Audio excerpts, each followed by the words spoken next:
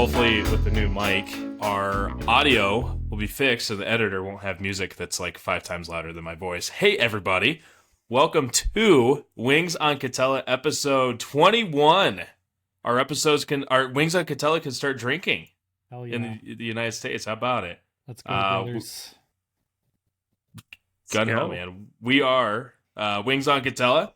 We represent the Sporting Tribune of different likes and cover Orange County sports to some degree or another. It is our usual-ish cast and panel tonight, tonight, depending on when you're listening. I am Taylor Blake Ward, senior editor for the Sporting Tribune. Cover the Angels of Anaheim, of Los Angeles Angels. I mix that up every time. I've always called them the Anaheim Angels. I've never called them the Los Angeles Angels. It's a market inefficiency. I mean, I've only been at this. The Anaheim Angels. I've only been at this for 15 years and still call them the Anaheim Angels. I could call them the California Angels. Either way, on that note, we do have Thomas Murray with us. You guys can follow him on socials at Thomas_L_Murray. He covers the Anaheim Angels. Damn it, I did it again. There you go. He covers the LA Angels and the Anaheim Ducks for the Sporting Tribune. Tommy Lee Murray, what's going on, my man? Not much, man. Got back from my trip Tuesday night and getting settled back to being home, cleaning up and all that good stuff. Serious question. You were an Eagles fan, right? Yeah. Okay, name 3 of their albums. The band Eagles. Sheesh. Is Hotel California even an album? Or is that just like... No, it's just a song. I was like, I know the song. I never really liked that band. Oh, God. I like a lot of classic music like that. There's so many things wrong with you that we're going to fix. I mean, Zach Kavanaugh is also with us. Zach Kavanaugh covers the Anaheim Ducks for the Sporting Tribune. Zach Cav, before telling us about how busy today was for you, how are you doing? I'm good, man. I'm full of adrenaline and working while we're talking. So it's been one of those days, but those are the fun days on this beat, so happy to be here. Absolutely. Good to have you on, man. And joining us also is we replaced one Jack with another. Mr. Jack Janes is out being an adult, so we brought in a child for us. Jack Haslett, what's up, man? You guys, what's going on, dude? What's going on?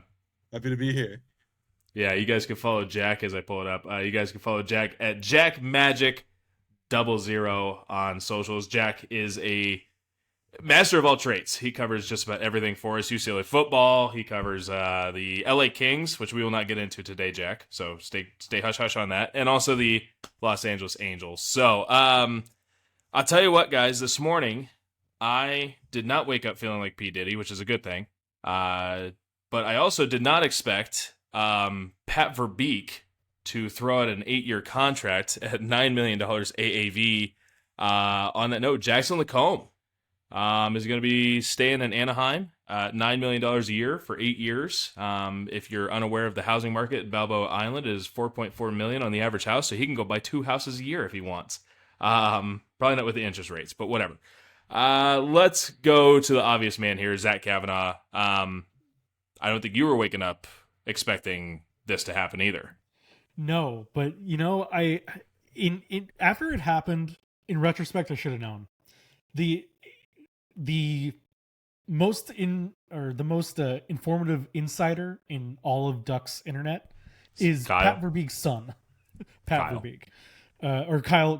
Yeah, he tweeted out a Ron Swanson gif from Parks and Rec of him just kind of making a face, and usually when he does that, that means like something's happening with the Ducks that day.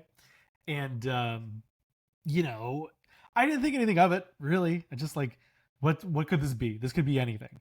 Like, he could have watched the highlights of the game last night. He could have whatever. So go about my morning, nothing different. Show up to the rink. I'm in the parking lot, and I get the text of, "Hey, check our Twitter account in 30 seconds." And sure enough, Jackson LaCombe, richest deal in franchise history in terms of overall money, 4th highest per season salary figure in franchise history, following only Ryan Getzlaf, Corey Perry, Paul Correa. Ever heard of him?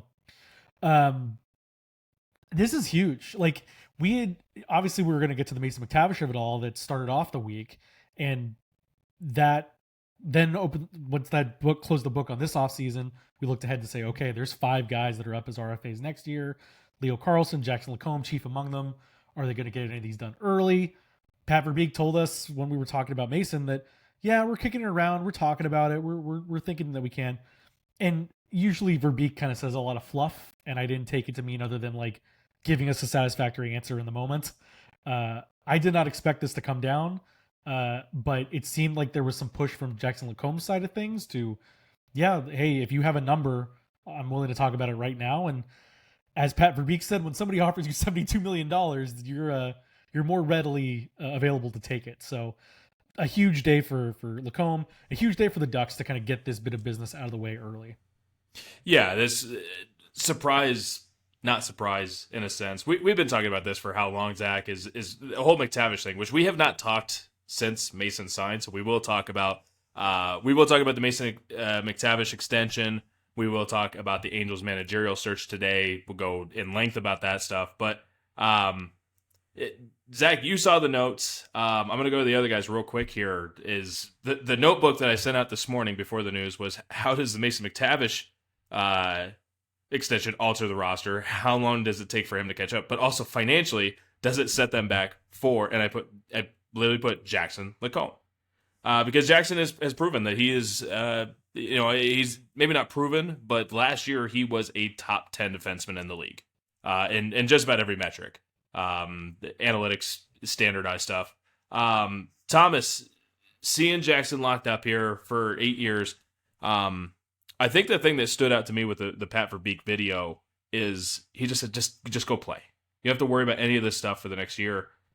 The Ducks don't have to worry about this contract. They have a few more coming up here. They got Cutter, they got Leo, but they don't have to worry about this contract. What do you think it's going to do for Jackson and the team in general? Yeah, I mean, well, one thing that I really thought right away is just, gosh, what a pain that Mason McTavish whole thing was and how it went down, right? Like it really didn't need to go down the way it did, but it did. And then you go ahead and just a few days after you give him his extension, you go and re-sign somebody like LaCombe and you lock him up. And that was the one thing we all kind of talked about with the Ducks during the summer too, is like why they weren't, we were all expecting them to be big spenders during free agency, missed out on the Mitch Marner sweepstakes. And then one thing that we talked about is, well, they do need to lock up some of these key young guys if they actually want to have this core for the future. And you go ahead and do that today. And I mean, that's just such a big move for this team moving forward and setting the foundation of where they are right now and where they're going to be. And, it's just really important in sports. You got to keep the main core guys together. And I believe that after seeing the step forward that Jackson took last season, 43 points, player for the team. And, he just really took a step forward last season. And so by doing that, you're getting Jackson locked up and you're getting a foundation to stay together. And yeah, let's make this thing competitive though. I definitely, I think that's where this roster's headed. And Jack, we've been touching on it for a while, and just to catch you up, financially, Cutter Gauthier has to sign. He's an RFA. Leo Carlsson's going to have to sign. We had to worry about, McTavish already, LaCombe. There was a lot of names on this list. We talked about how if the Ducks had signed Mitch Marner, right, a lot of things wouldn't have mattered financially because Mitch Marner is a 100-point player, right? And it's hard to attain that. Leo Carlsson has a chance. Cutter Gauthier has a chance. I'm not going to say Jackson LaCombe has a chance because he plays a different position. It's not a point-giving position necessarily, but the fact that they were able to move this money towards internal guys, there is a big free agent next year. Massive free agent that I'm sure would love to live in Balboa Park. I don't know if he'd love to play in Anaheim, but he'd love to live in Balboa Park, as a lot of people would. I'm not going to sit here and say that the Ducks are out of the Connor McDavid sweepstakes because of the finances, but where the Ducks are financially, trading something like a Mitch Marner, and in particular, not in particular Connor McDavid, but Connor McDavid to a degree, something just fell. I don't know what it was. Sorry, boys. Scared the crap out of me. Putting the Ducks financially going into next summer, right? Where do you see the Ducks? Obviously, you're covering the Kings at this point. But where do you see the Ducks going financially next summer? Is it focusing, trying to even get Leo and Cutter Gauthier locked in before we even get to the summer, or are we going to get to the summer and see how adventurous this could be for Anaheim?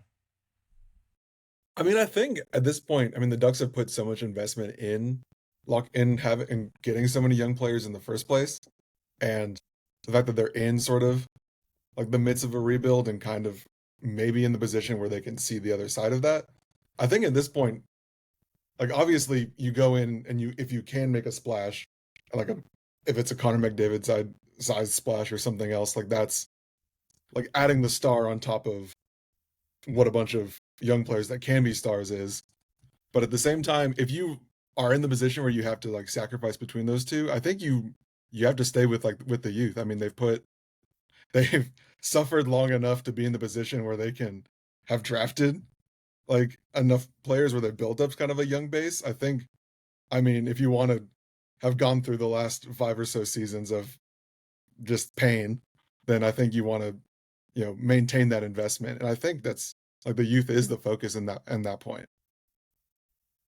Zach, I see you biting your tongue. Here, go ahead.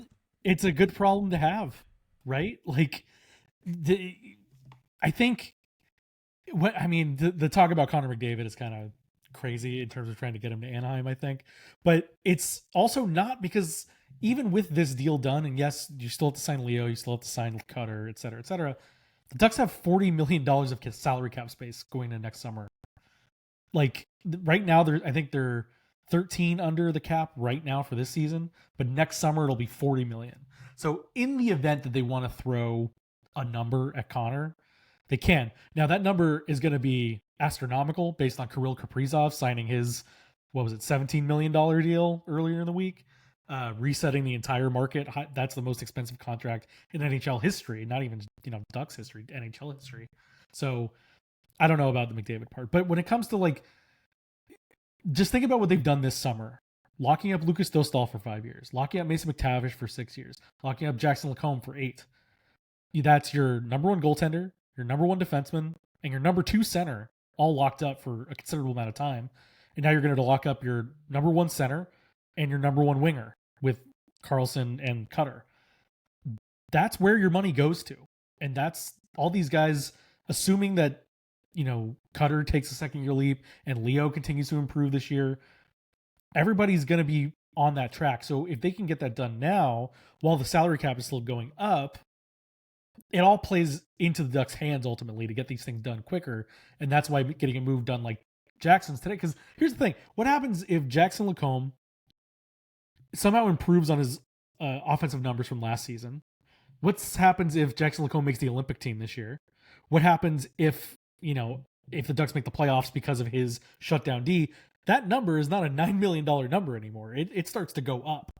So getting this done now was such a key thing again, LaCombe pushed for it, supposedly, to make everybody happy. Pat Verbeek says, absolutely, we'll lock you up now. And it gives you more flexibility down the road because of getting this business done now. Well, and I'm going back in my own mind here is we've switched gears entirely, which I think we should just rename the show. We're switching gears here, or we're going a different way. But Connor McDavid,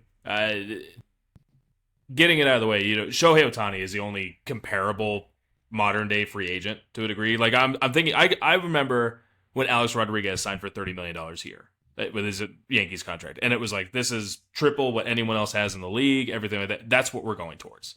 Shohei Ohtani, it was funny. It was, maybe he'll sign a $500 million contract. No, he's getting $700 million. That's where Connor's going to go.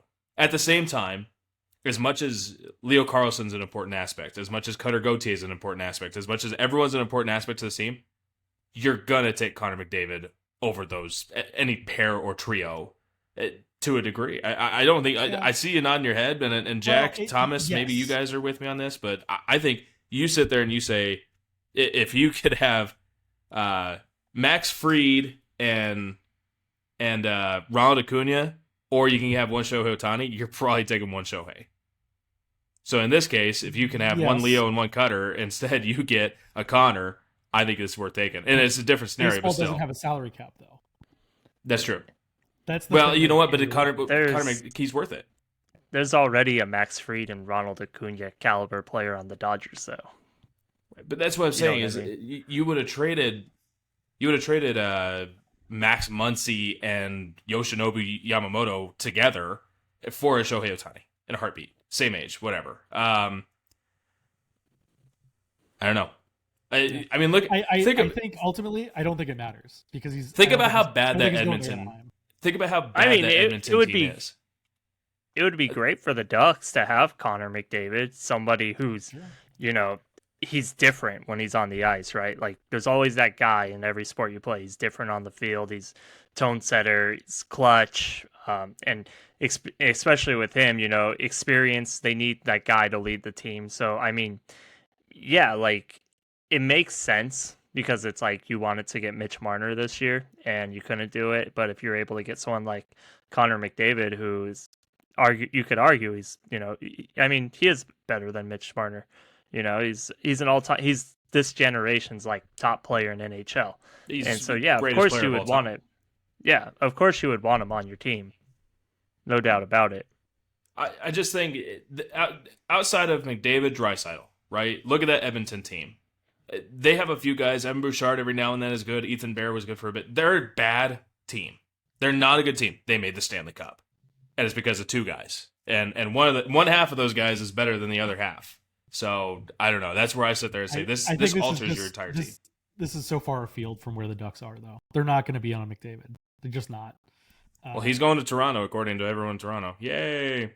Toronto, L.A., Chicago. Like L- he'll go to a big market and somebody that's a little bit closer to winning a cup. Like I think Connor McDavid would certainly push the Ducks like into cup contention territory like immediately, but the way that Pat Verbeek has been managing the cap, I don't think that he's going to be in the business of offering what McDavid wants.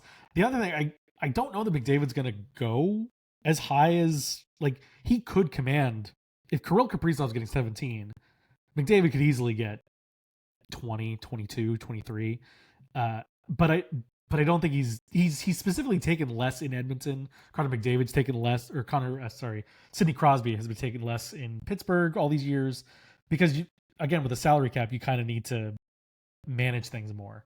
And I just think that yes, he's a game changer, but then if you're doing that and you're not, and then if you're also going to be signing Leo and Cutter in addition, or in lieu I'd scrap it. They're not. No, that's not going to happen. No, if you're getting Connor, I mean, like, yeah, if you have the finances, but if your choice, that's what my point was. If your choice is Leo and Cutter or Connor, you're going to Connor. I don't think it's an either or. I don't. It's just not something that's going to be in the calculus for what the Ducks are doing. Because he's going to Toronto. Nope. According to everyone, Toronto.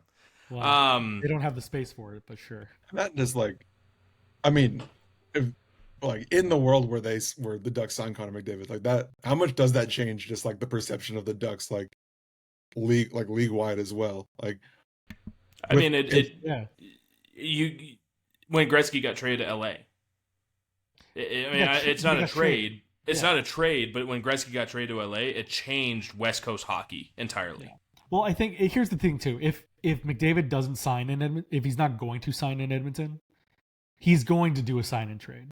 Like I think what you saw with like the Edmonton Oilers simply cannot, like in the same way that the Angels did, because you mentioned Ohtani, you cannot walk away with nothing for having Connor McDavid or losing Connor McDavid. So I think that's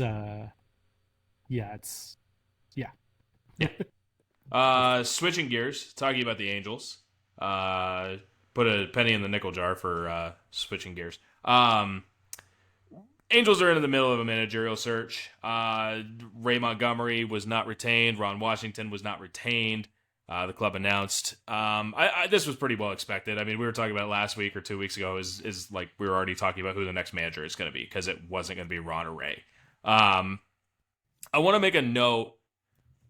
Ray Montgomery impressed me with how much of a baseball guy he was, and how much better he was than I thought he'd be. That's not saying he was good at his job, but he was better than I thought he'd be. So, And I think Thomas, Jack, you guys talked to him. I liked Ray. Ray was a good guy. It's nothing personal on any of this means. He was a nice guy. He was a good guy, but he just was not a good manager. And I don't know if he's ever going to get another shot at managing at the big league level.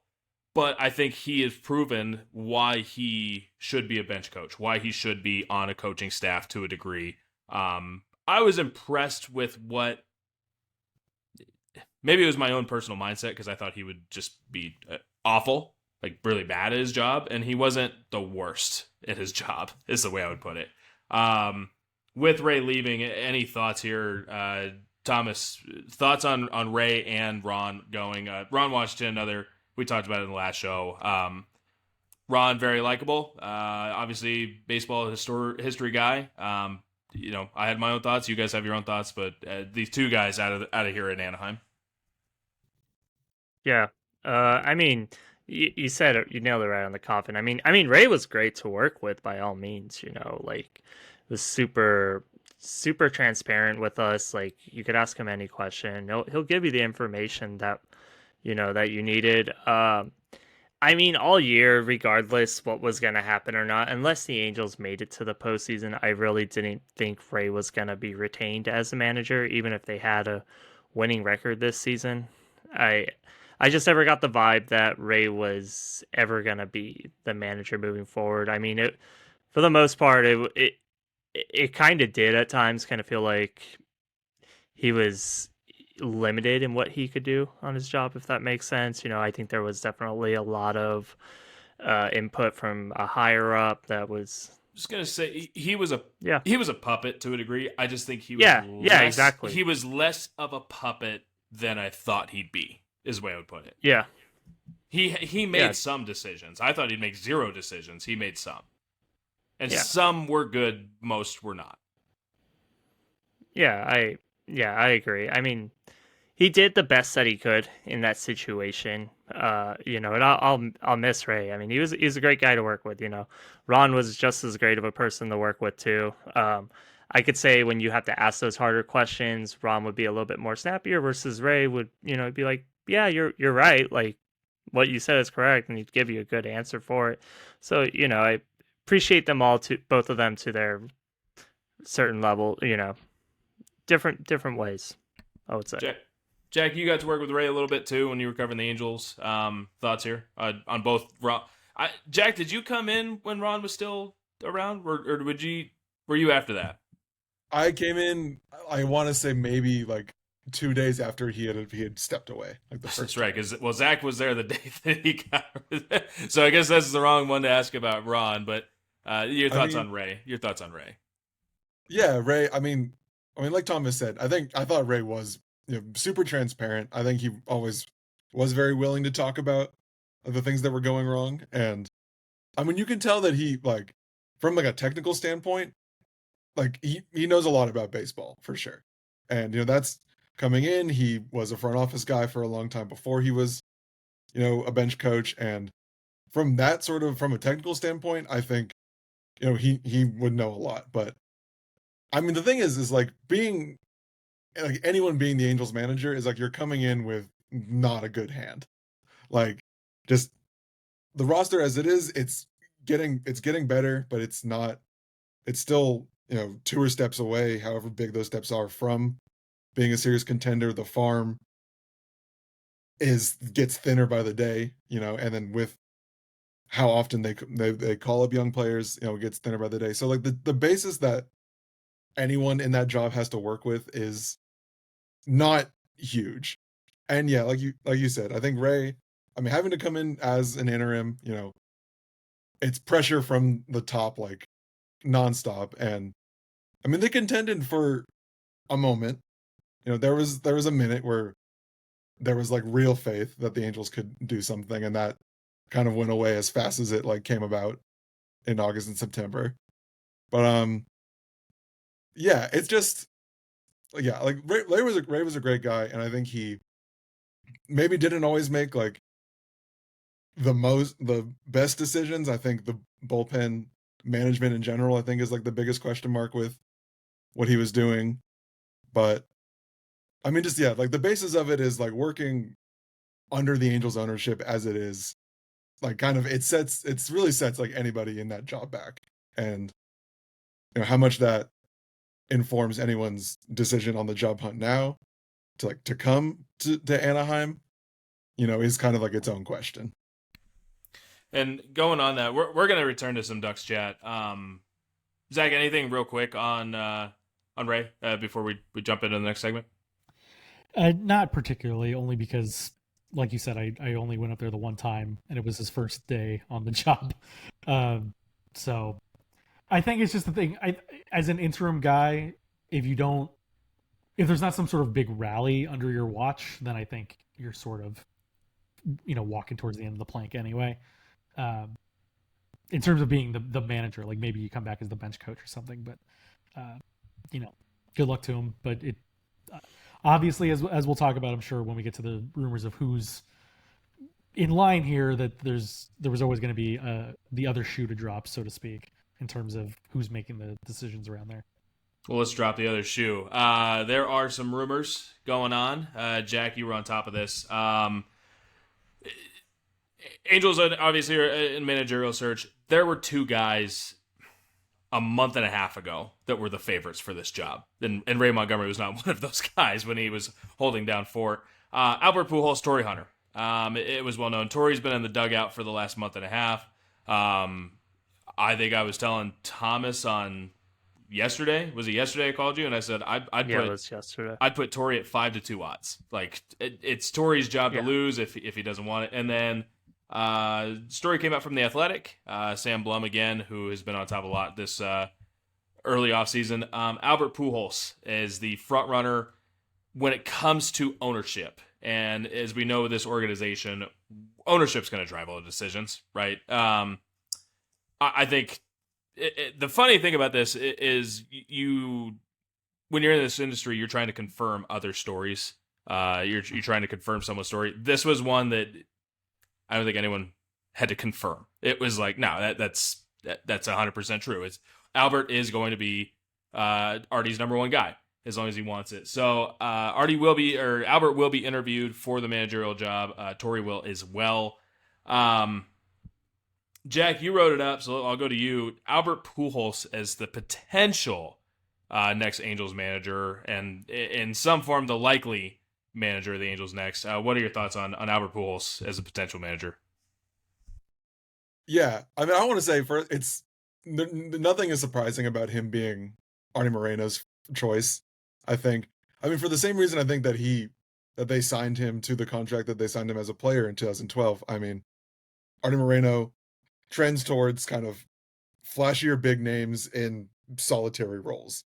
There's less investment towards building like a whole team around something, but if there's like a big name splash that they can make, like that is the move that the Angels are going to make. With Albert as a manager, I mean, I'm not 100 like where that would go for the Angels. I'm not like 100% on that. I think between the two, I think Torii Hunter overall would, I think, mesh better with that clubhouse. But I mean, Albert, obviously it's the name. I mean, it's the idea of the all-time great player being a manager. He would connect obviously with a lot of players who grew up watching him. I mean, there's like an obvious connection with he would connect with a lot of like the Latin American players they're in that clubhouse. I mean, and I know he's had the little bit of success that he's had already. I mean, managing the Dominican Winter Leagues. I think in that sense, he's there's no question that he's a baseball guy.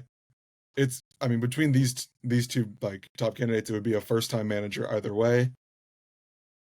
I'm on the fence about it. It's like the question with having someone like Albert is if his presence dominates the clubhouse as a whole, and if that's something that you want from a managing standpoint. I don't think it is, especially when you have like the Angels finally do have young players kind of coming about, and you have like the Zach Nettos and the Joe Adells, and I don't know if you want your manager to be overshadowing the players in that sense when some of them are still trying to find their footing.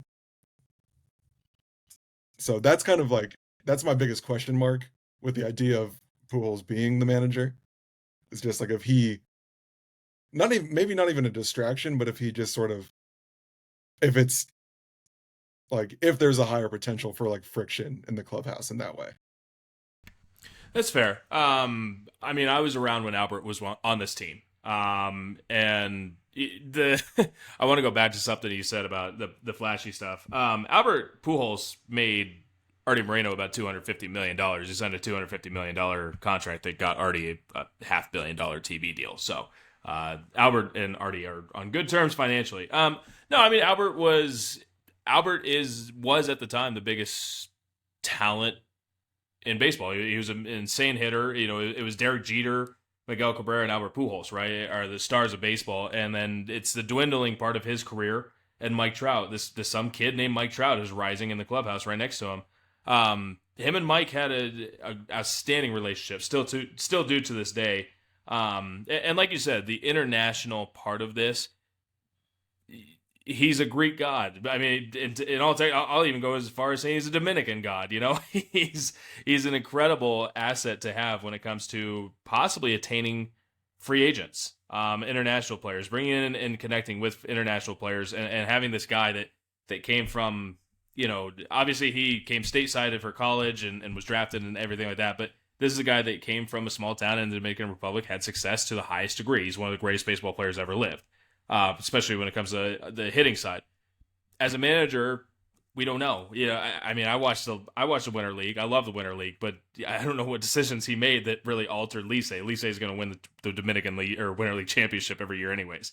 I think I just don't know what to think about it. It's a tough thing to fathom because there's just not a track record of having Albert or Torii. And I want to bring Thomas, I'm going to kind of go to you for Torii a little bit, but when it comes to Albert and Torii here, I just, there's not a track record of game planning. There's not a track record of decision making.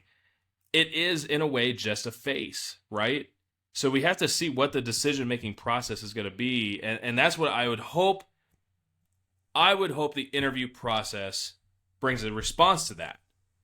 And if there is a response and Albert has decision-making skills that are proven in the interview, or Torii does, then it's better. But right now, there is just no track record of managerial decision-making. And that's an important factor if I'm looking into the interview process. Thomas, your thoughts on Torii or Albert? You know, funny enough, I think both of them, it's probably going to go down a similar way for both, as you know, if they're managers. Both of them don't have experience for the job, and where the Angels are at right now, you need all the experience you can.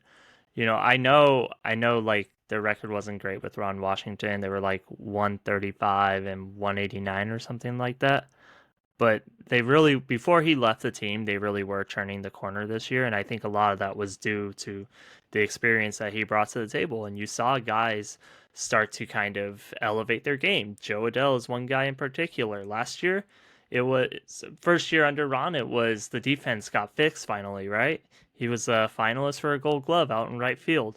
Then this year, you know, a couple homers shy of 40 home runs, and then got over 100 RBIs. That's huge, right? So when you look at the Angels right now and just seeing where experience has taken them, that's the train that I'm trying. That's the train I would ride if I was them. I really wouldn't go after Torii Hunter or Albert, to be honest with you.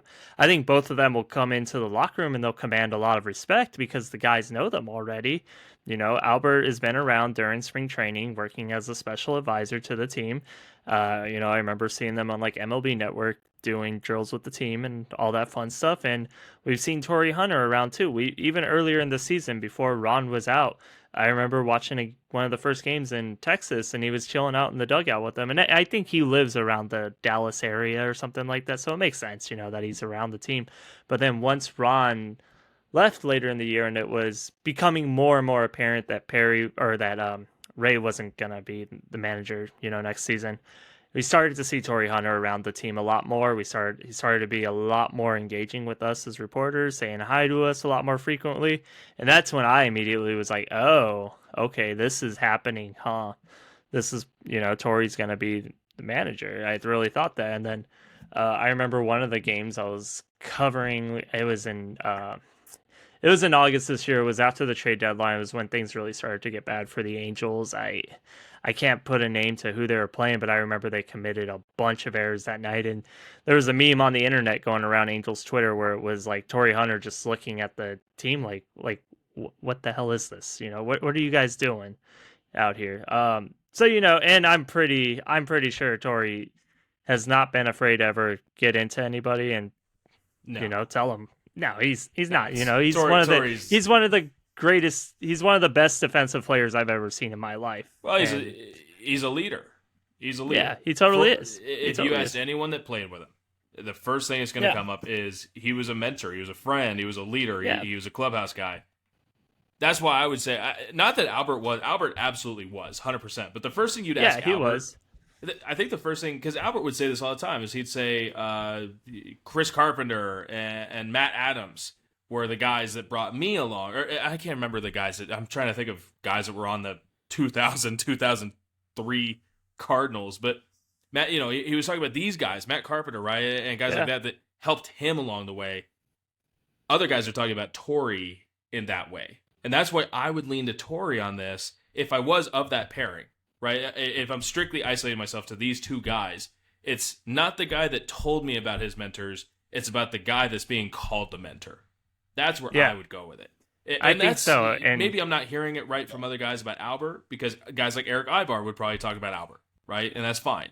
Well, I remember when Albert was playing, he was a big mentor to Luis Rengifo, especially a lot in his rookie year. I remember Rengifo, unfortunately, his glove has just always been kind of so-so. Sometimes he'll make some incredible plays, and then sometimes he just makes you look at them, you're just scratching your head, like, how'd you make a mistake on that? But I remember watching Albert, take guys like that and mentor them, and all that good stuff. Both of them were good mentors to Trout early in his career, though. I mean, they were definitely both guys that he could lean on. But I do think that with Torii, you do kind of get somebody who's already been very present in the locker room. The guys are very familiar with him. I just really think at the end of the day, this is going to come down to, if it's Torii Hunter, Barry Manassian keeps his job. If it's Albert Pujols, Angels are getting a new GM. That's what it says to me at the end of this. That was a direction I was going to go with it as well. I don't know if I'd go as extreme as that, but this pairing, right? I think it's been mentioned the last couple of days since the whole Albert thing came forward, is the pairing of Albert and Perry. Perception-wise, we don't know, but perception-wise would not go very well, and as opposed to Torii and Perry. Or anyone else. I mean, right? You have to keep in mind that Perry was the guy who did release Albert during his final year with the Angels. Well, and Artie's the guy that chose Albert over Torii, but that was also a financial decision as well. Something I would go here with, and we've talked about it, is Thomas. You mentioned experience. I liked your argument. Jack, you mentioned the connection with players, which I don't want to get into this deeply, but it's something that it's a thing. Ron Washington was a black man. Joe Adell is black. There's cultural things, right? Between Latin American guys are going to connect with Albert, right? Black guys are going to connect with Torii.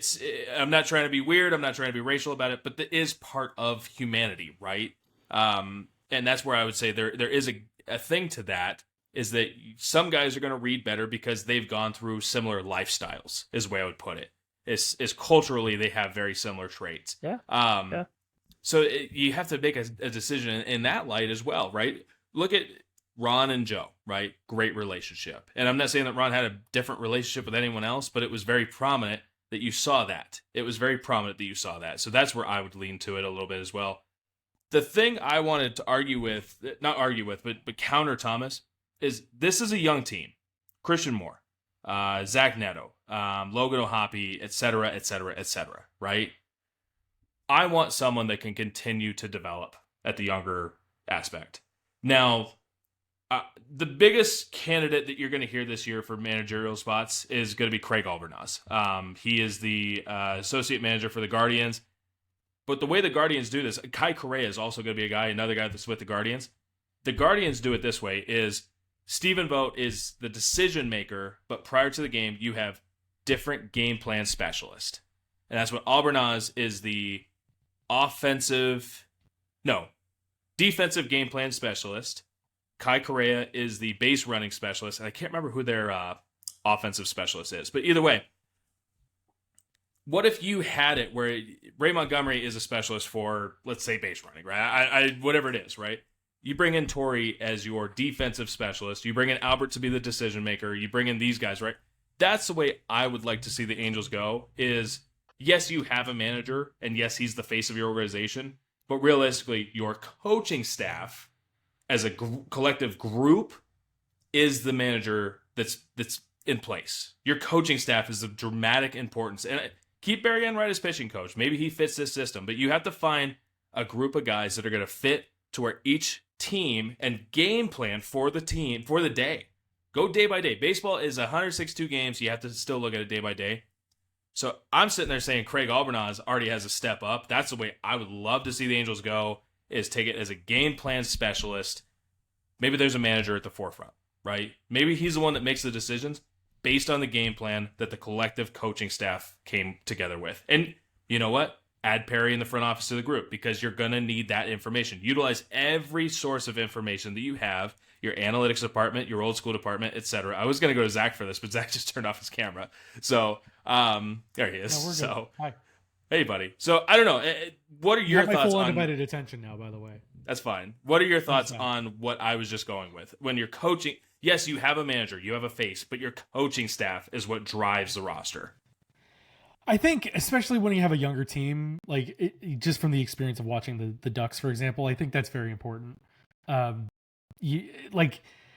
has to be we watch the games, right, and we see what happens in the games, but maybe less so in baseball. I'm just not as familiar with how the practice structure goes, but when you're in spring training, when you're doing these workouts, you're spending time with these position coaches, and the manager, as important as he can be to how the overall direction of things are going, it is about these position coaches. It is about these skills coaches that really work some of these guys into particular things. Like, for example, with when I'm watching the Ducks, yes, Joel Quenneville is running systems, and yes, they're running a power play. But when they're not doing the team drills, I wanted to go for you for that reason particularly, is because you have Jay Woodcroft. And if the Angels had a version of Jay Woodcroft running that department of their team, running the power play of the Angels, right? And that's, sorry, I know I jumped in there, but that's right. That's exactly where I wanted you to go.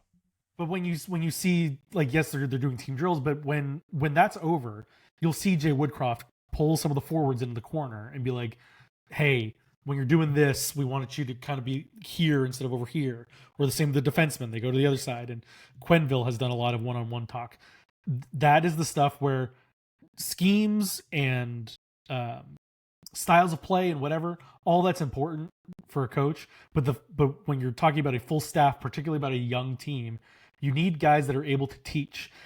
And, for all of the negatives of the Greg Cronin era in Anaheim, there was a lot of individual talk of skills and skating and stick work and things like that.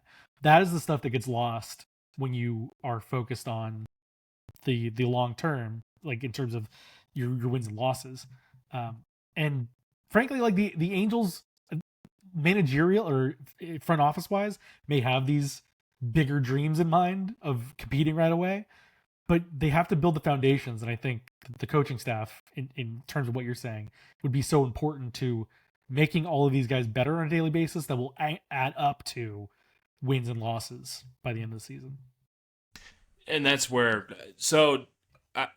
bigger, stronger point at this point is based on the way I process this, right? Because I want to ask you guys, who are other guys you'd like to see take the position? Which, Thomas, you can finally give an answer after your cop out 2 weeks ago. Come on, man. What are you, new? I see him going. He's straight on mute. He's in it. I'm just thinking, does it matter does it matter? If you go through the process of what Cleveland's going through, does it matter who your manager is?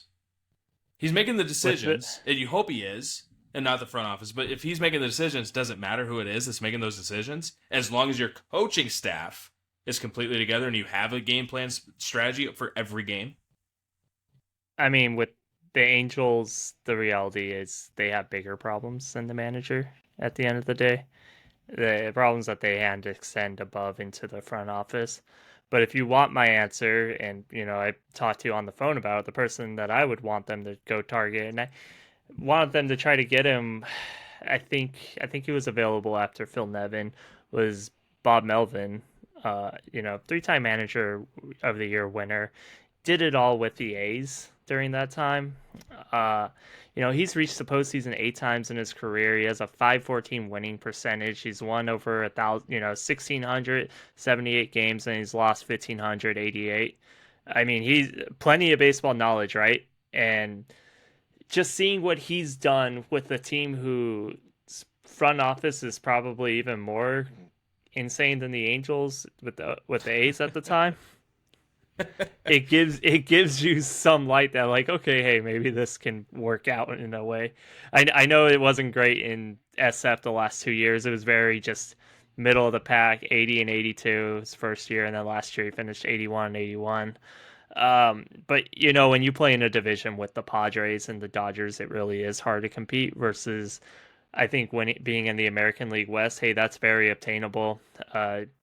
Texas just fired their coach, Bochy, the other day, or manager. They fired Bochy the other day, so I don't think they're the same Rangers from 2 years ago, and they won the World Series. Seattle, they're always just going to be Seattle, in my opinion. I think they're still going to be a team that's going to find a way to choke in the playoffs, like they have. Well, they got to make it there first. Yeah, they snuck they didn't in do that year. for like 25 years, so yeah. They were kind of in the position the Angels were or are in. Dumper. I do love the big dumper. Don't get me wrong, I love the big dumper. He's my MVP if we want to get into that. Have Bob Melvin go full most circle. Most valuable pants, yeah. Yeah. So if I'm looking at anyone that can really fix this mess, I think Bob Melvin's the guy. Especially he's so caught up in today's modern era of analytic baseball. Yeah, Bob Melvin, he can make the full California full circle, man. He could do San Diego and Oakland and San Francisco, and just wait for Dave Roberts to get fired whenever that day comes. That's not happening. Yeah. Dave's awesome. I really like Dave. So I like Dave would be great for the Angels if. He'd be great for anybody. Dave would be great. Yeah, he'd be great for everyone. I don't think the Dodgers fans realize how good they have it with them. Jack he Haslett. Makes some bonehead moves, but Jack Haslett. Maybe a name we haven't thought of yet or haven't mentioned yet, and I want to get one out of the way. I think a lot of people in Southern California would love to see Scoop Schumacher as the manager for the Angels. I think a lot of people would. I'm not going to say he's not. But if that job in Texas is not already claimed by Skip, I don't know what Chris Young is doing over in Dallas, Arlington. So, Jack, sorry, man. Go ahead. Yeah. No worries. Honestly, Melvin's a great pick. I fully agree with, that's what I would have said too, with, in terms of dealing with front office, like tumult, like navigating that and still being just a baseball guy and having to like tread the waters that way of like a revolving door of players. I think Melvin is a solid pick in that way. I feel like this will be controversial, but I wouldn't mind Bochy in the Angel spot. Like I think I think we all agree. I don't think it's controversial. I don't hate it. I think we all agree. Yeah, I think Bruce Bochy's proven, but do you think Bruce Bochy is ever going to manage a game again? See, that's the issue. I think at this point, like he's old and he's like, if I was him, I would be satisfied with what I've done. With you coming to Texas, you win your first year, and whatever else happens after that is whatever else. Like, if I was him, I'd be satisfied. If he was willing to stick around and come back and live in Newport Coast, then I would not hate him like as the Angels manager. I think, again, just the experience side of it. Like, I think he's the one who could. I think he could interface between players in front office like well enough, at least with Perry. Again, Artie Moreno is still the biggest wild card of the whole organization. But I mean, I think Perry and him would get along in that way. I think he could like marry the sort of the old school idea with what Perry's trying to do analytically with the Angels. Yeah, I wouldn't mind it. And again, it's one of those things where he like that's the name that kind of like people connect with it. It's like he's been around. Old school baseball people just love Bruce Bochy. I mean, I think he would be like a steady presence for the Angels, and I do think that's something they could benefit for. I mean, like Torii and Albert are both. I was thinking of this earlier, but I remember after they didn't do anything at the trade deadline this season. I think Sam Blum reported this. What Perry said, essentially, it's like we like the clubhouse, we like everyone that's here.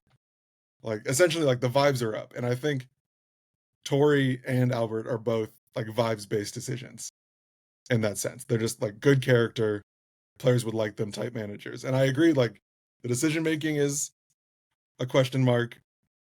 I wouldn't hate the idea of like having like incorporating more of the overall coaching staff in working with everyone. I think that's what players would respond to most. And I think to that extent, if Bochy were willing, I think that's something he could do too. I think if he had any input on bringing in some of his own staff or making any moves in that way, I think he would make the right decisions. And I think overall, like I think he could slot into a more stable system that the Angels could like benefit from. So, quick show of hands. Bruce Bochy, if he's willing to be a manager and willing to manage the Angels, show of hands, 100%. Yeah. What the hell is that? Yeah, let's do it. I mean, maybe I think one thing you would do is if you have Bochy, you try to, how many years does he have left to manage, right? Maybe you have that discussion. Hey, we want you for this amount of years, but we want you to mentor our manager of the future. I'm all for it. I would love that. When I saw Bochy get let go, I was gonna bring him up the next time that we talked, but the more I thought about it, as we sort of said, does he feel satisfied by what he's done in with the Rangers and Giants and everywhere else? Why in the world would he want to come deal with this? Yeah. Like even if everything was level, like unless the Angels were ready to win a World Series like tomorrow, why would Bruce Bochy want to deal with any of this? No, that's why I said if he was willing, man. That's show of hands if he's willing. I mean, like, but like between not only dealing with Artie and Perry and whatever, but is he a guy that's at this point in his career wanting to come in and build up a team all over again, or does he want to come somewhere where they're like, we're ready to go, we just need somebody to push the buttons correctly? Yeah, walking into the Texas situation with Corey Seager and Marcus Semien was a decent and about 20 starting pitching prospects. Yeah. Now none of them could relieve, and that's why the Rangers are where they are. But still, he got his one. He got his chip. I got one guy that I really want to mention, and it's maybe totally off the rails psychotic, but I would love to see Tony Vitello in a big league managerial position. If you guys don't know, he is the head baseball coach at the University of Tennessee. And off the rails is a term that we use for this show and me in particular, and that's why I think I love Tony Vitello, because he is off the rails in the best way. He would lead the league in ejections. He would also make some of the wildest decisions, but it'd be awesome. So big on the. It's never going to happen. Tony Vitello is making stupid money at the Volunteers. I think Morgan Wallen's rapping about him. He's that big of a deal. So, I mean, he's familiar with the roster. You can give him that. Yeah, you got Big Benny Joyce and Christian Moore. So, but again, would a guy that has the amount of control that you do in a college baseball program want to come deal with Artie Moreno?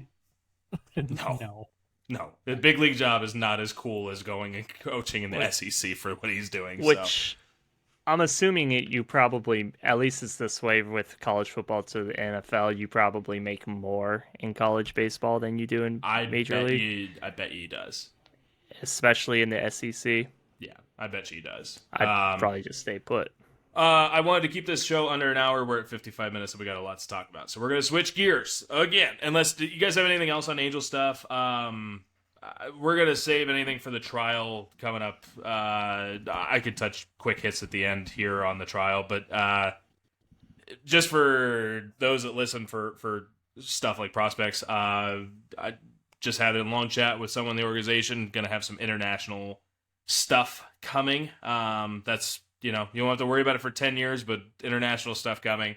Also instructionally closing out coming in the next 2 weeks here. So we'll have some stuff. But I get fired up for the instructional league, Taylor.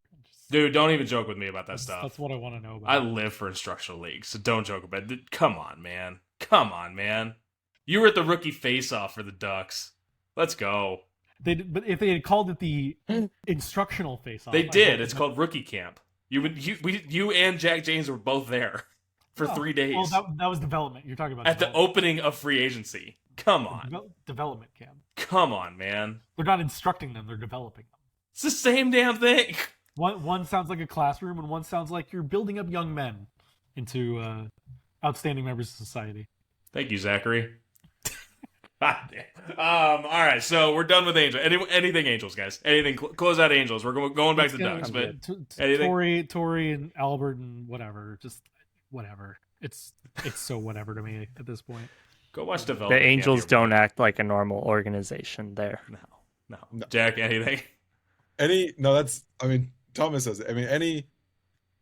What is a good decision for the Angels is not the decision that they will make 99 times out of 100. And it's like their problems, they should have started working on their problems 5 years ago at the minimum, and they have decided to try and push every single season since, and it just drives them further and further down. Well, and I think we mentioned it last show, is just like everyone in the organization is tired of the same thing. It's insanity. And you talk to people in the organization, and they're sick of hearing about it, and they're trying to do what they can to not be sick of hearing about it, to not be in that position, and Perry Manassian included. Perry Manassian does not want to be in the position he's in. But it's a job. He's got to do his job. Now, when the boss doesn't let you do your job, you get frustrated and you get pissed, but you still got to do the job. So when I sit here and say that Perry Manassian has a job to do and it's his responsibility, he still has a boss that doesn't let him do jack crap, and that's a lot of it falls on him. A lot of it doesn't fall on him. And then, counter all the way down to the bottom, right? Managerial interviews. Who's going to be running those managerial interviews? Is it the general manager or is it the owner and his president of team? Not baseball operations, but president of the team. It's going to be Artie and Carpino in those offices talking to managerial candidates. And Perry will be in there, but let your employees do their job.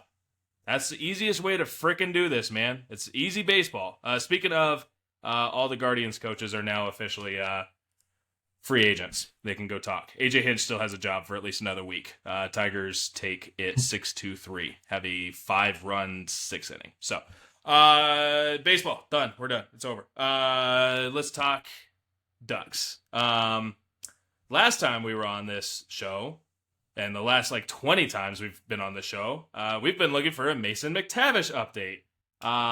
Zach, you finally glorified to the text thread that there was an update on Mason McTavish, and now we're a couple days behind because Mr. Thomas Murray was in New York and couldn't talk and all that stuff. Mr. Cool Guy out there. Thomas, you're an Eagles fan, right? I was chilling in the Bronx. I am. Can you name 3 of their songs? Nope. Change it from albums to songs. I'll make it easier on you. Hotel California. There you go. So it's the length of 3 songs. Oh my God. Zach, give us an update on Mr. Mason McTavish, because there is one. Finally, there is a Mason McTavish update, and he has signed a healthy deal, a 6-year, 7-year deal. They signed it on Saturday as the team was on its way up to Bakersfield. So Pat Verbeek had to do a Zoom call from the bowels of the Bakersfield arena, where they shoved him into an electrical closet and they didn't do video with us. Real quick, way off topic. Do you know what that arena used to be called? Rabobank? Rabobank. Yeah. The company was called, the bank itself was called Rabobank. Yeah. Yeah. So now on that note, now Dignity Health, I think. Dignity Health Park or whatever. That's the no free ads. Right. No free ads. Yeah, it's a deal that ultimately it's a good deal for the Ducks. I think it's a really good deal for Mason McTavish. I go in depth on this on the Sporting Tribune YouTube channel, Ducks in Deep, and on the website, thesportingtribune.com. But the thing that it still is lingering for me, like days afterwards, and now having Jackson LaCombe get this thing done instantaneously this morning, is why the hell it took so long to get to a deal that everyone could have done 5 months ago. And it's not even like they really kind of went back and forth and this is the compromise. This is what most people thought was sort of the middle ground they were always going to get to. Mason himself even said, I still don't know why it takes this long, when he talked to us the other day. And then Mason kind of followed it up a little bit, saying that at a certain point, the ball was in his court. The puck was in his zone, if you will, in terms of just saying, I'm ready to go. Let's do this. With like the number's good enough. I'm good with this. Let's go. So he's in. He's been practicing the last couple days. He's expected to play on Saturday in Los Angeles for the last preseason game, and then he'll be off and running. Quenneville said yesterday when we talked to him that when he got to Ducks camp, he was not behind necessarily, but he is where he would be fitness wise if he had come into the first day of camp, which makes him behind everybody else. So a hard catch up, but he's happy. He's good. He's not the only one in the room with a big contract. Other people can buy dinner now, and everyone's just happy for him to be around. Like the room was in much better spirits the last couple of days, particularly today. Just good news being spread.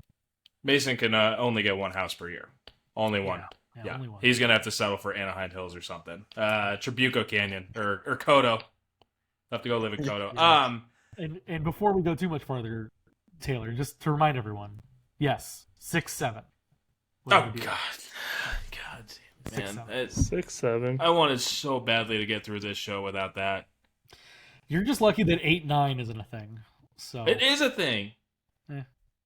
Who was born in 89, Mr. Zach Kavanaugh? Queen Taylor Swift, yeah. Yeah, exactly. 89 matters. We're going to have to touch on that too, Jack.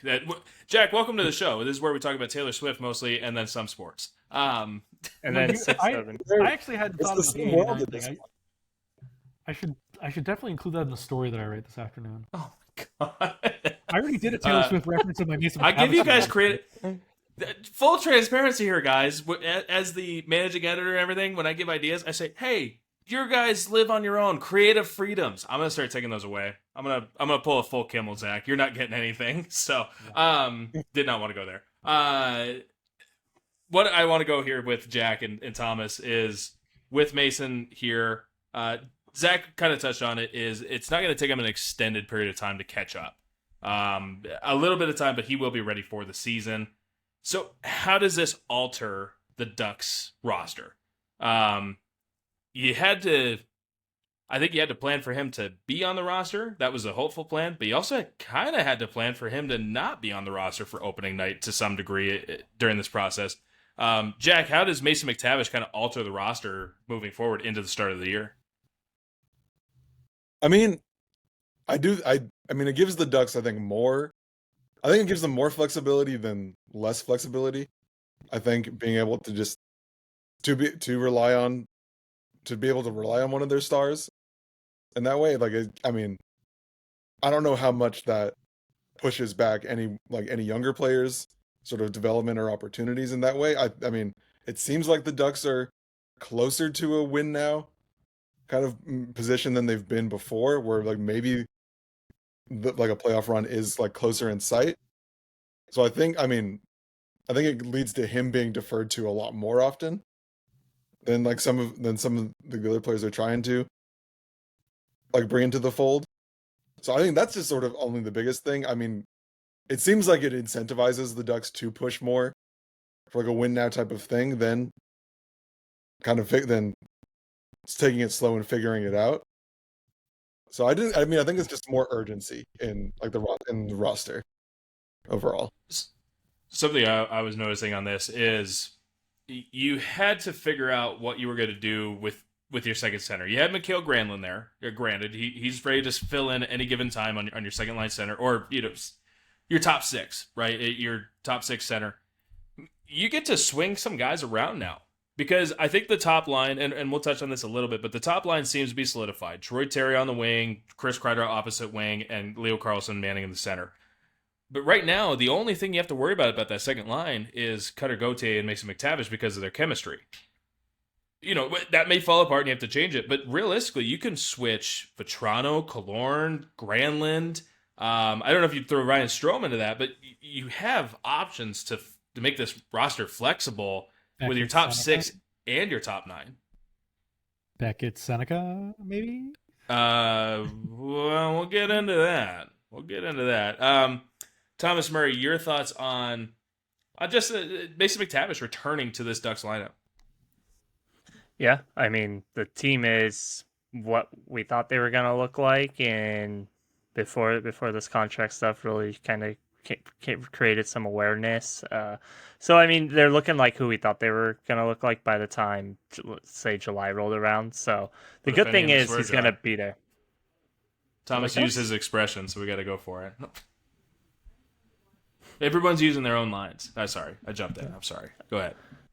I heard something. Anyway, I didn't swear, I promise. But Jack, if you didn't know, I'm the king of swearing on this show, apparently. Are you? Anyway, yeah. Anyway, you should take a phone call with Taylor Blake Ward sometime. It's pretty great. Exposed. Oh man. Yeah. No, I. Whoa. Hey. Now you're swearing on I gotta do my stretches, guys. Oh boy. All right. So what about the roster? What about flexibility? What? I mean, like, I don't think I think the thing that you were worried about that was that he wasn't going to be there opening night. But the good thing is he's going to be there and he's going to be playing. And sure, we could worry a little bit about chemistry between him and Cutter. But the other good thing is they played together a lot last season. I forgot how, if they were on the same line often with each other or not. Yeah. It switched gears for the team. The fact that those two were playing together for a while. They were playing night and day different through the season once they were paired. So that's why I'm saying you keep them collectively together, but it doesn't matter. You put Mason at center, you put Cutter probably left wing, but you can navigate the wing of whoever is playing with that pair. Sure, definitely. But yeah, no, I think as long as you just have them there, like, you're gonna benefit. You're gonna benefit more from having him than you are from not having him. And I don't think chemistry might be off to begin the season a little bit, but that's why they got a new head coach. So things will get fixed. This fixes some of your roster decisions going into the start of the season. Roster battles are going to continue. Correct me if I'm wrong. I think the top 9 forwards are pretty solidified. Kreider, Carlsson, Terry, Cutter, Mason, Mikael Granlund, Alex Killorn, Strome, and Vetrano. Right, there's your top 9. And you can navigate that third. Yeah, it's a fair... I'm going to stick with the forwards here, just to start on the forwards. Your fourth line, I think Nestorenko has a spot. Whether he's on the wing or at center, it doesn't matter. I think he's got a clear spot. And then I would say I think Sam Colangelo has a spot on the wing, which gives you... I'm saying I think he makes this roster all right, but at some point you're looking at forward 12, 13, 14. And I want to see what you guys... We talk about this every show, about who it's going to be, but I'm trying to figure out who the 12, 13, 14 is going to be. And obviously there's one that's a very big standout, but I think we're talking about Nathan Gaucher, Ryan Poehling, Tim Washy, Ross Johnston maybe. I'm still going to include Igor Sidorov because I think he's got a shot. And, of course, we do have Beckett Seneca. So I guess what I would say is who would you guys pick as your 12, and then who would you pick as your 13 and maybe 14? Because I'm going to rule out straight here. I think Nestorenko has a spot no matter what, and I think Colangelo has a spot, even if he is number 13 in there. But I think he's guaranteed that spot. Zach, go ahead. It's been interesting to track this like daily in terms of what the line combinations have been in practice and even just talking to some of the guys. So my impression from, I talked to Ross Johnston the other day, and I think in my perfect NHL lineup, I don't think that Ross Johnston is needed anymore. But he was seemingly quite confident. Like, I kind of asked him, like, hey, has your role changed with the new coaching staff? And he's kind of said, no, not at all. Like, okay. And it felt very much like, after coming out of the conversation with him, like, he felt locked in. Like, he's a guy that will be on the roster one way or the other. Every time I talked to Sam Colangelo, I came into camp kind of assuming that he had done so well with Cutter and Mason last season that he showed his ability to play in the top six. He showed his ability to be a versatile winger. I figured he'd be pretty locked in there too. But it's all of a sudden you start doing this math that we're talking about, and you're kind of wondering, well, where does he actually go? Because if Ross Johnston's going to be part of it, Ryan Poehling is certainly going to be part of it because he's, the other side of the Trevor Zegers trade. So my fourth line personally is Nestorenko, Poehling, Colangelo. But Harkins being injured will throw a wrench into that when he's back in 8 weeks. Ross Johnston's there, and then I just don't know what they're going to do with Beckett. I think every passing day, I'm more convinced that they're going to do the Shane Wright thing that they did in Seattle, where he will be on the team, play occasionally. He'll get scratched more often than not. He'll get an AHL conditioning stint at some point, and then after the World Juniors, they'll send him back to the OHL because he's too much of a tweener. He's just simply not strong enough to play every day in the NHL, and obviously they can't send. He's too good to be playing in juniors. So I think he's going to get the kind of halfway treatment by the end of the calendar year. Jack, you mentioned something that the Ducks seem like they're almost in a win now, right? They're getting to that point of they've still got some window after this year, but if a win now, if a playoff scenario is what's going to save a job for Pat Verbeek or Joel Quenneville or whoever, right? It doesn't matter. If it's going to save a job, I don't think you can run Beckett Seneca as a liability on your. I don't think you can have liabilities on your roster. Beckett Seneca is obviously the future of the Ducks' plans. He's their top prospect. He's the future of their plans. But at the same time, if you put him on for the first 9 games or what, kind of what Zach was saying, he's here all the way until like the start, like 2026, the calendar year, right? It's almost a liability to a degree, unless you see something substantial at the end of this preseason. I don't know what your thoughts are, because you can't have a liability if you're in a win now. You can't push yourself in that situation. So I don't know. And thoughts also on the 12 through 14 forwards, if you have any. Yeah, I mean, kind of like you said, Seneca is in a weird spot himself. He puts the Ducks in a weird spot in that sense where, I don't know if he is he is lined up to be the future of the Ducks in that way. But I don't know if they have the time or the inclination to invest as fully in his development right now as they would want to win games. So it really is. It's a weird spot. Like what Zach said about kind of keeping him sort of around, but just so he's in the atmosphere and he kind of gets a sense of what will be needed from him. I don't know how necessarily beneficial that is to him, rather than him getting to play consistently in the OHL or anything else, but it is sort of the middle option that they would have to take in that sense, where he's too good to not have around, but he's also not at the place where they need to consistently compete. If this was last year, it's different, right? Just to build on it real quick. So the team actually did just make some cuts literally a second ago. Okay. So when it comes to the defenseman is something we'll get to, but to stick with the forwards, aside from that top 9, your forwards remain, because Jansen Harkins is officially on the IR. You have 6 guys for ultimately what would be 5 spots. Okay. The bottom 3 spots in the fourth line and the 2 extra forwards. So really, your decision now is: do you keep Beckett Seneca, as we're talking about? Like, if you're trying to be competitive, do you use a roster spot on him? Or I think what the decision ultimately is going to be is, do you want Tim Washi to be that Jansen Harkins type as a utility center, because he can play center. Obviously, he's good. He's was center in college. He's center. He's pretty decent on faceoffs. I think, like, looking at it more clearly now, I think Colangelo, Nestorenko, Paling are in. I think Johnson is in, and I think your decision is: do you keep Beckett or do you keep your utility center for Tim Washy?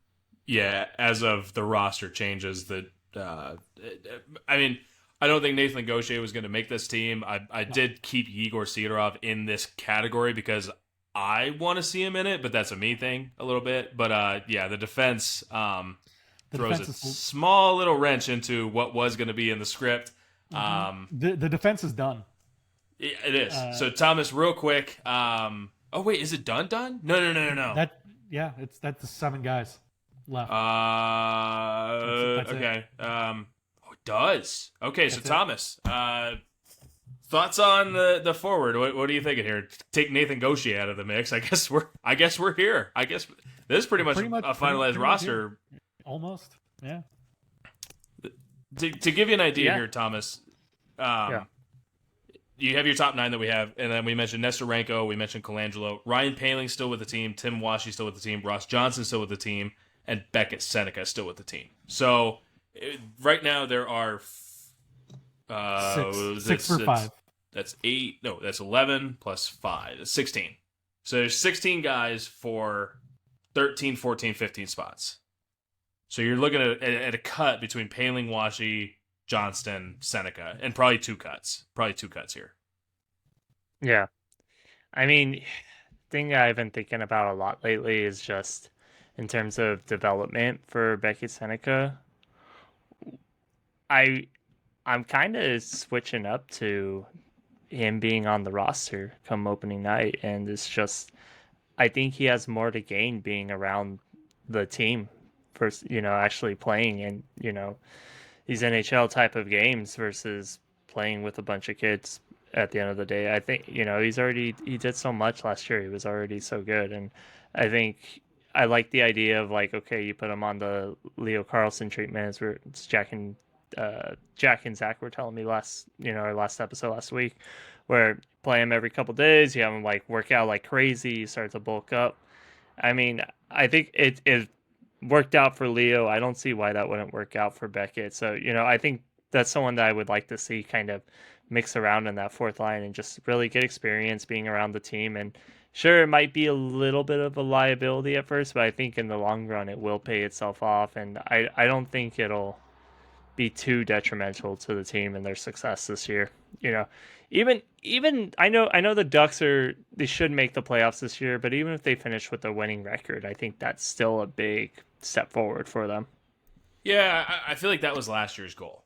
I think you mentioned it, Thomas. This is a playoff team. This needs to be a playoff team. You need to get at least be sniffing it. It does. You got to be sniffing. And I think I mentioned it last episode. If the Kings finish 2nd in the division, I wouldn't be surprised. If they finish 7th in the division, I wouldn't be surprised. I think the Pacific is a wide open net.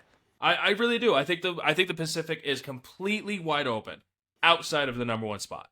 And I throw Edmonton in there. I don't think Edmonton is very good at all.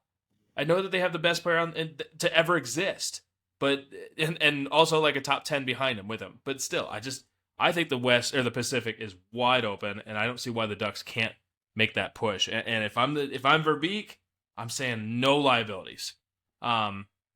You mentioned something else is Beckett on the 4th line. I think you have to switch him around on line. I think you have to put him on that 2nd line wing at one point. You have to put him on the 3rd line. You've got to give him scored a goal on that 4th line last night. He did. So, moving on to the defense, we already knew what the top 6, the 3 defensive pairings are going to be: LaCombe, Gudas, Zellweger, and Trouba, Mitkov, and Hellison. It was about who the 7th guy was.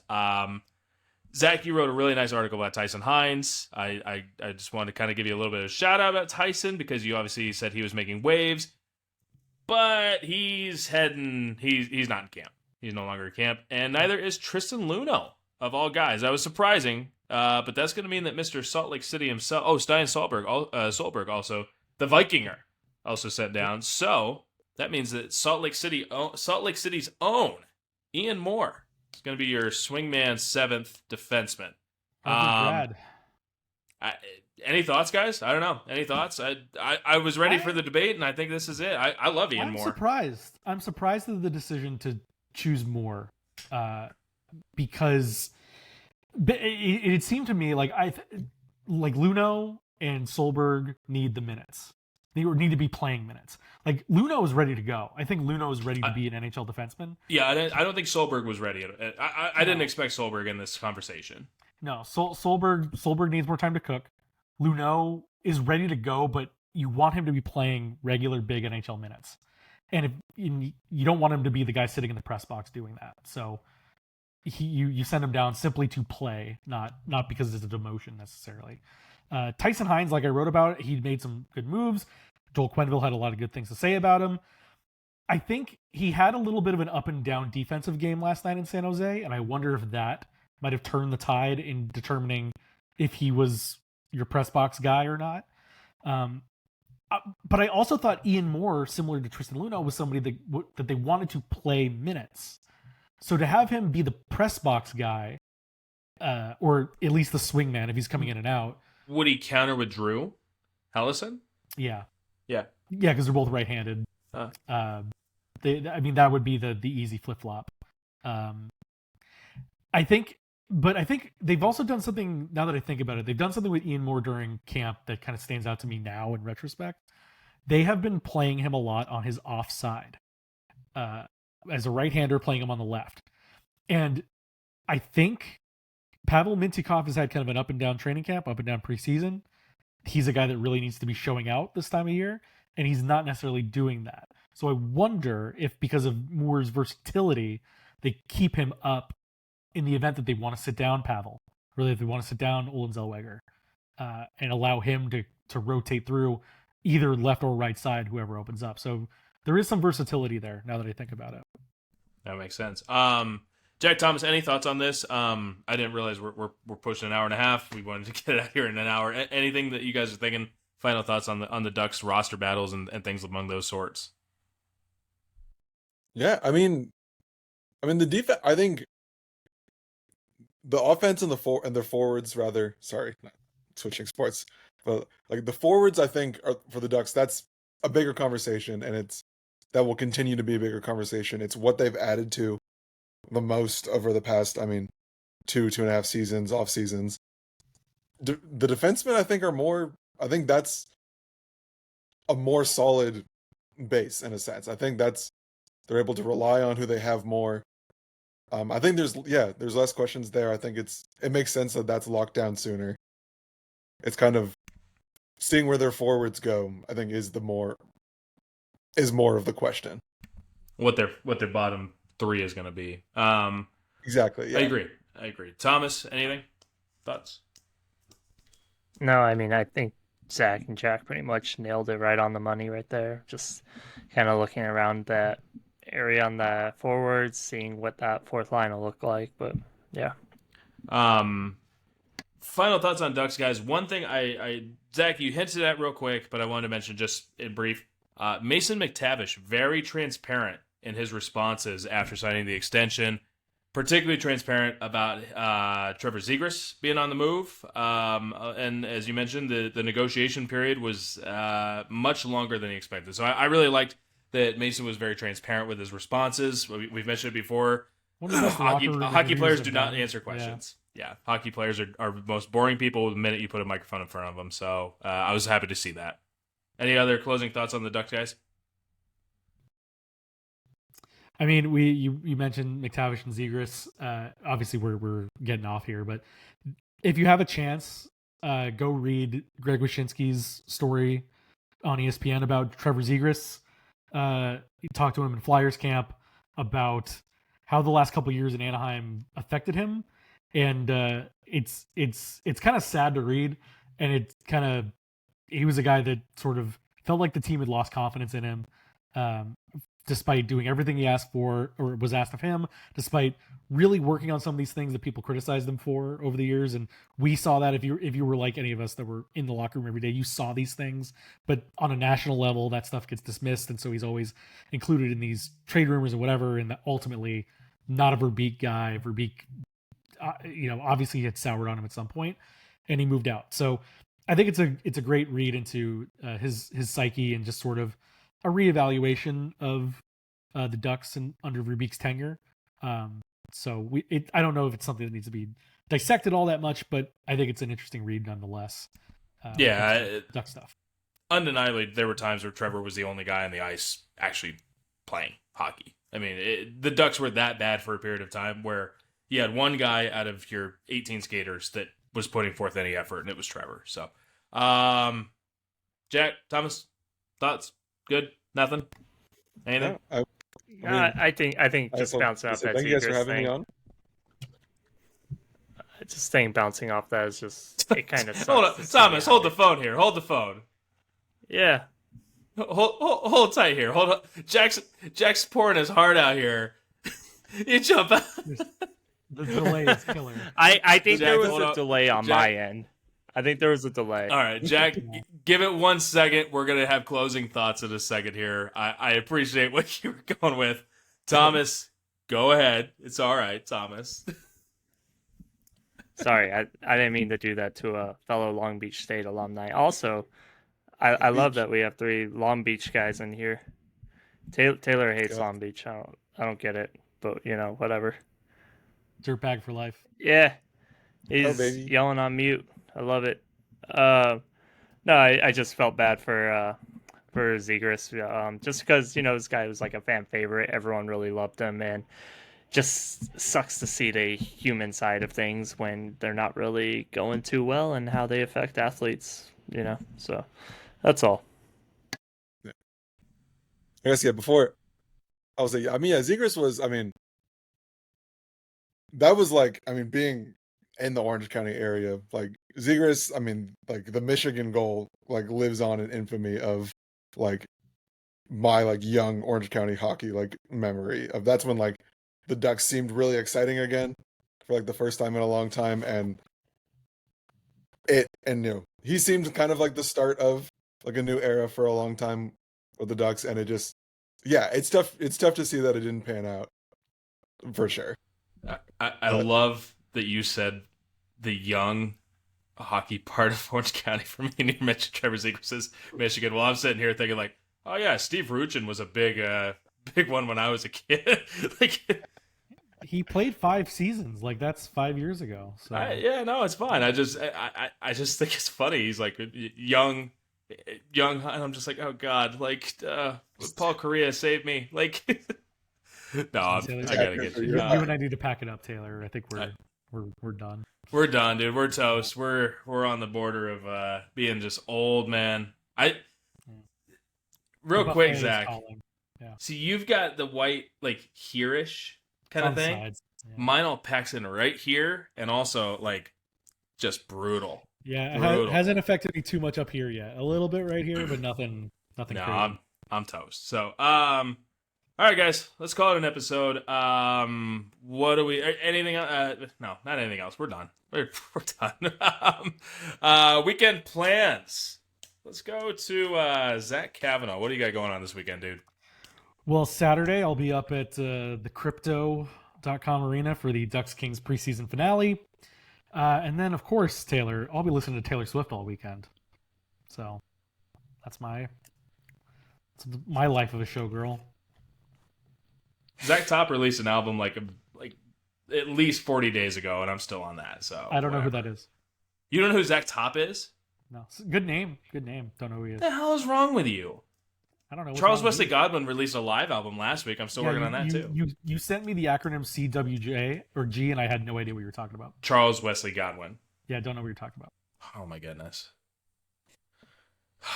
So, Jack, you'll understand this. My wife asked me the other day, she's like, do you know the name of Taylor Swift's upcoming album? And I was like, TS13? TS12. TS12. I was 13. This is your 13th. This is number 12. Oh, crap. That's That's why this one's good, but the next one, her 13th. You'll appreciate this, though. You'll appreciate this. I responded, I said, I think it's called The Life of a Showgirl. And that's what it's called, right? I got it right? Oh, good. See, I thought I was on borderline. I actually got it right. So, Jack Haslett, what are your plans for the weekend? Hopefully they do not involve binge listening to Taylor Swift. They will. Well, it depends on how long it takes me to get to the Rose Bowl because I will be up Saturday at UCLA football, I believe, with Thomas.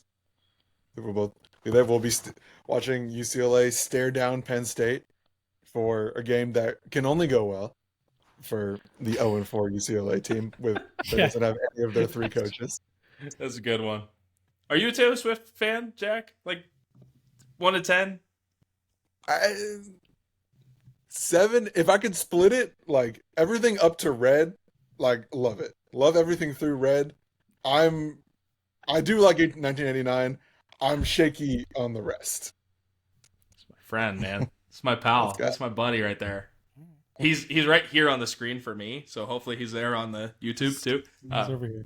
No, he's that way for you. Thomas Murray, what do you got going on this weekend? Yeah, I think Jack put it. I'm going to meet Jack for the first time in person, so that's exciting. Yeah, always love meeting a fellow Long Beach State alum, and we are going to go watch UCLA. We're going to go watch UCLA and cover that game against Penn State, so make sure to follow us along for live updates throughout the game. Check out our stories. It's not looking too good for UCLA, I'm going to be honest with you. They had another coaching change this week, so that is the 5th coaching change I have been around for the teams that I covered this year over the last 5 months. We got Greg Cronin switching out the offensive coordinator, head coach, and defensive coordinator at UCLA, and I guess you could kind of count 2 for the Angels, so that would make it 6. So it's I don't know. Maybe I'm bad juju for these teams. And Thomas, then do you have an attendance prediction for the Rose Bowl? So the Rose Bowl's having a blue out, but I don't think it's gonna be that UCLA blue. I think it's gonna be a nice dark navy blue. Yeah, I think it's gonna be good attendance. I think it's gonna be a great attendance number. I just don't think it's gonna be people from Westwood. No. Yeah. Somewhere in between Pittsburgh and Philadelphia is going to be the general clientele in that building. And then I'm off to Indio on Sunday, going to watch Blink-182 perform. Nice. Shout out to the boss man. Appreciate it. And I'm also celebrating my 6 years anniversary with my girlfriend. And we're going to call that the Devontae Smith year, not the Anthony Rendon. I think that's for the best.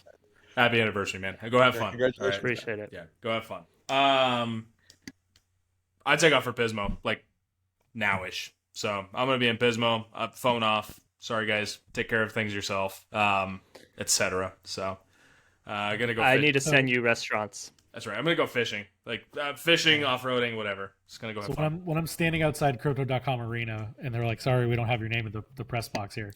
I want to read. Let me read that text back real quick. Zachary, real quick.